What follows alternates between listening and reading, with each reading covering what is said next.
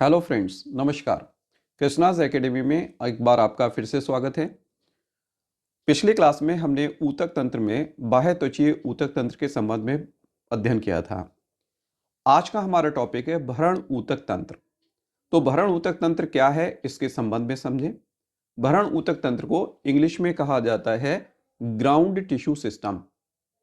भरण ऊतक का मतलब क्या है? भरण ऊतक का मतलब यह है कि जैसे अगर हम ये समझें कि ये हमारे पास बाह्य त्वचीय ऊतक तंत्र है, बीच में अगर हम मान लें ये हमारे पास संवहन ऊतक तंत्र है, तो इसके बीच में ये जितना भी पार्ट प्रेजेंट होता है ये क्या बनाता है? भरण ऊतक बनाता है। इवन हम पढ़ेंगे कि वेस्कुलर बंडल के या संवहन बंडल के बीच बीच में भी जो ऊतक है वो भी ग्राउंड टिश्यू का पार्ट होता है। तो इसीलिए देखें यहाँ पर लिखा हुआ है कि बाह्य त्वचीय ऊतक तंत्र एवं संवहन ऊतक तंत्र के मध्य में उपस्थित होता है और पौधे का अधिकांश भाग जो है वो इसी ऊतक का बना होता है। इसीलिए इसे आधारभूत ऊतक या फंडामेंटल टिश्यू सिस्टम भी कहा जाता है। फंडामेंटल मतलब जो मुख्य पार्ट को बनाने का कार्य करता है। अब ये देखा गया है कि एक बीजपत्री तने को छोड़कर द्विबीजपत्री तने में सभी प्रकार की जड़ों में भरण ऊतक विभिन्न समूहों में या विभिन्न परतों में विभाजित रहता है। तो हमारा अगला टॉपिक है भरण ऊतक तंत्र के घटक, components of the ground tissue. सबसे पहला जो आता है वो है अधस्त्वचा या हाइपोडर्मिस। ये कुछ परतों का बना होता है, 2 से लेकर 4 परत तक होती हैं। ये कंटिन्यूअस यानी कि सतत हो सकता है या कुछ केसेस के अंदर ये असतत पैचेस के रूप में पाया जाता है और हमेशा ये कहाँ प्रेजेंट होता है? बाह्य त्वचा के नीचे यानी कि एपिडर्मिस के नीचे होता है, इसीलिए इसको नाम दिया गया अधस्त्वचा। आपको बताया कि द्विबीजपत्री तनों में यह स्थूल कोणीय ऊतक का बना होता है। अगर आपको ध्यान हो तो आपसे कहा था कि डाइकॉट स्टेम में कॉलन काइमेटस होता है, जबकि एक बीजपत्री पौधों में ये स्क्लेरन काइमेटस या दृढ़ ऊतकीय होता है।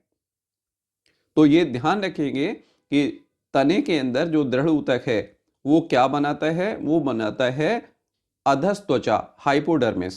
स्थूल कोण ऊतक जो है वो द्विबीजपत्री तने में क्या बनाता है? वो बनाता है अधस्त्वचा या हाइपोडर्मिस। क्लियर हो गया? नेक्स्ट वन, अगला जो हमारा परत आता है वो है सामान्य बलकुट या जनरल कॉर्टेक्स। अब जड़ों में एपिडर्मिस के नीचे यानी कि बाह्य त्वचा के नीचे और तनों में अधस्त्वचा के नीचे कई परतों का बना हुआ जनरल कॉर्टेक्स यानी कि सामान्य बलकुट पाया जाता है।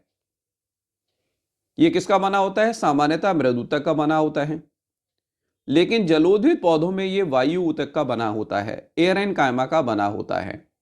जलोद्भिद पौधे कौन से होते हैं? जो जल में पूरी तरीके से डूबे रहते हैं, जल की सतह पर उतराते हैं, या क्या होता है कि इनका कुछ भाग जल में डूबा रहता है, कुछ भाग बाहर रहता है। तो आपको ये बताया था कि ऐसे पौधों में क्या होता है? एक ऊतक पाया जाता है जिसमें बड़े बड़े अंतरकोशिकीय स्थान पाए जाते हैं। इस तरीके से आपको बताया था। ये होता तो ये मृद ऊतक है, लेकिन इसमें क्या हुआ? बड़े बड़े रिक्त स्थान बन गए यानी कि अंतरकोशिकीय स्थान बन गए और इनको आपको बताया था, इनको नाम दिया था हमने एयर चैम्बर, वायु कक्ष, जिसमें आपसे कहा था कि ये ऐसे चैम्बर्स होते हैं जिनमें वायु भरी रहती है और वायु भरे रहने की वजह से ये प्लवन में सहायता करते हैं। तो जलोदित पौधों में किसका बना होगा? एयर एंड कामा या वायु ऊतक का, और बाकी सभी के अंदर कैसा बना होगा? सामान्यतः मृद ऊतक का बना होता है। इसके ठीक नीचे अंतस्त्वचा यानी कि एंडोडर्मिस पाई जाती है। यह भी एक परतीय होती है। ये जड़ों एवं द्विबीजपत्री तनों में उपस्थित होती है, परंतु एक बीजपत्री पौधों में अनुपस्थित होती है।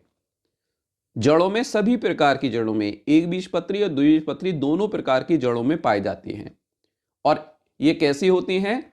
ये पैरेन्काइमा की बनी हुई कोशिकाएं होती हैं और इनका आकार ढोलक के आकार की कोशिकाओं की तरह होता है। ये इस तरीके की कोशिकाएं हैं और इनकी खासियत होती है कि इनमें आप पढ़ोगे कैस्पेरियन पट्टिकाएं पाई जाती हैं जो इसको जल के लिए अपारगम्य बनाती हैं।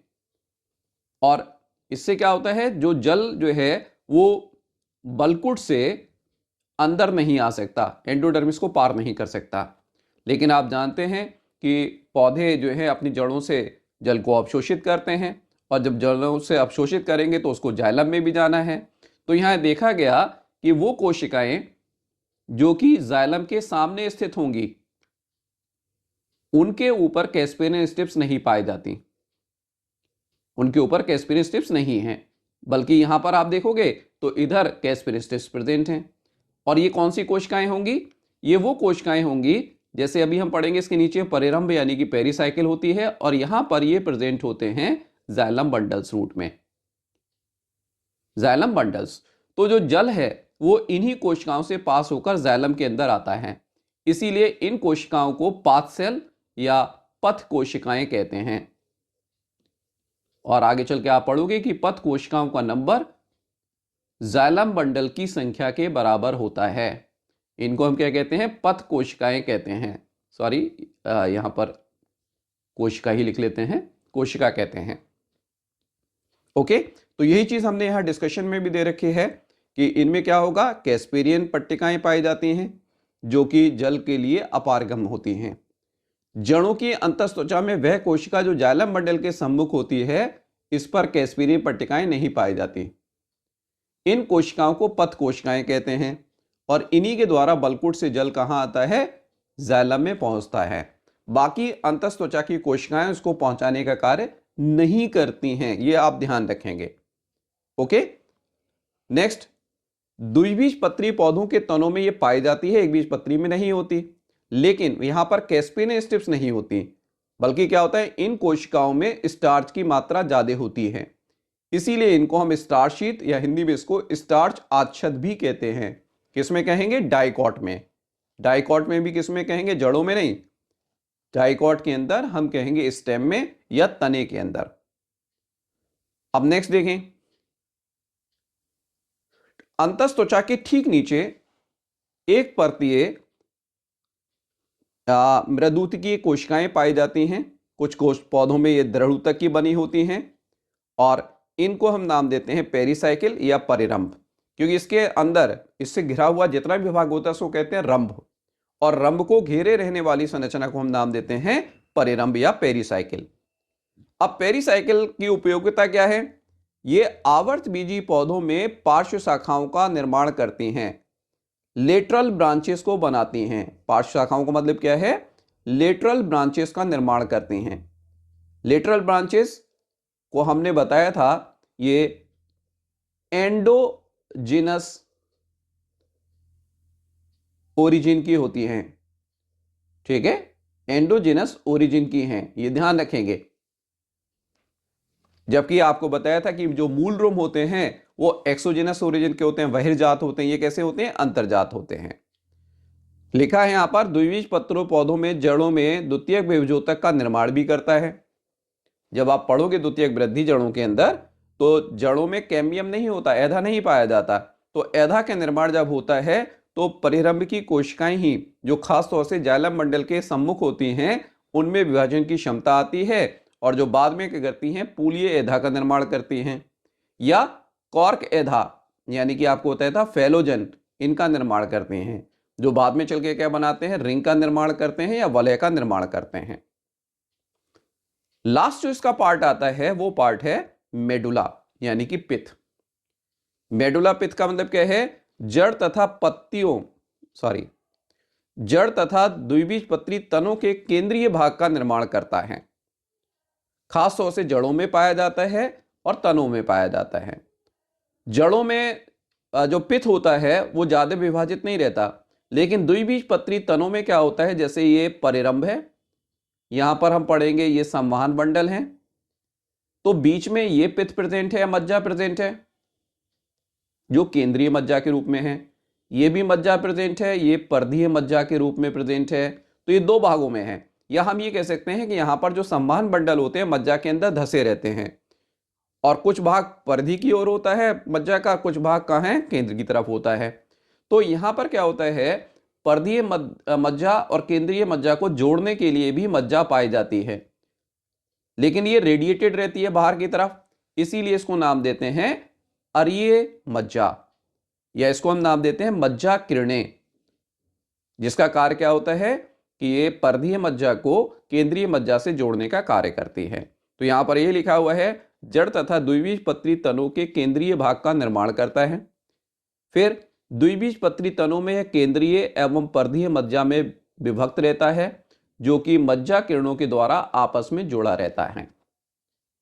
अब ये जितना भी चीजें हमने पढ़ी हैं, इनमें से आपको ये बताया था कि सभी जड़ों के अंदर ये परत प्रेजेंट हो सकती हैं, या ये कंपोनेंट या घटक प्रेजेंट हो सकते हैं। दूसरा क्या है, दूसरा यहां पर यह है, ये द्विबीजपत्री तनों में इस प्रकार का विभक्तीकरण पाया जा सकता है, लेकिन भरण ऊतक जो कि एक बीजपत्री तनों के अंदर पाया जाता है, उसमें इस तरीके के विभाजन नहीं होता। हाँ, उसके अंदर हाइपोडर्मिस पाई जाती है, अधस्त्वचा पाई जाती है, और वो किसकी बनी होती है, दृढ़ ऊतक की बनी होती है। आगे चल के जब हम पढ़ेंगे anatomy of leaf, anatomy of root, तब इनके बारे में थोड़ा सा और डिटेल करेंगे। तो ये मुझे लगता है ये आपको टॉपिक क्लियर हो गया होगा। इसमें अभी तो हम इसको डायग्राम के थ्रू इतना अच्छा नहीं समझ सकते हैं, लेकिन जब हम जड़, तना और पत्ती के बारे में जब पढ़ेंगे तो ये सारी परतें दोबारा आप पढ़ेंगे तो आपको सारी चीजें क्लियर होती जाएंगी। तो आज का हमारा टॉपिक इतना ही है। तो ये हमारा डिस्कशन हुआ भरण ऊतक तंत्र के बारे में, या ग्राउंड टिश्यू सिस्टम के बारे में। अगली जो क्लास है उसके अंदर हम जो डिस्कस करेंगे वो हमारा पार्ट होगा संवहन ऊतक तंत्र, जिसमें हम जाइलम, फ्लोएम, इनकी उपस्थिति किस तरीके से ये प्रेजेंट होते हैं, इन सब चीजों के विषय में अध्ययन करेंगे। तो उम्मीद है कि आपको ये सारी चीजें क्लियर होंगी। तो धन्यवाद। हाँ, एक बात फिर से आपसे वही गुजारिश है, या आप कहें, आपसे ये उम्मीद करते हैं कि आप सभी लोगों ने इस चैनल को सब्सक्राइब कर लिया होगा। लाइक करें और ज़्यादा से ज़्यादा शेयर भी करें। जिन लोगों ने इसको अभी तक लाइक नहीं किया है वो इसको लाइक करें और सब्सक्राइब भी करें। धन्यवाद।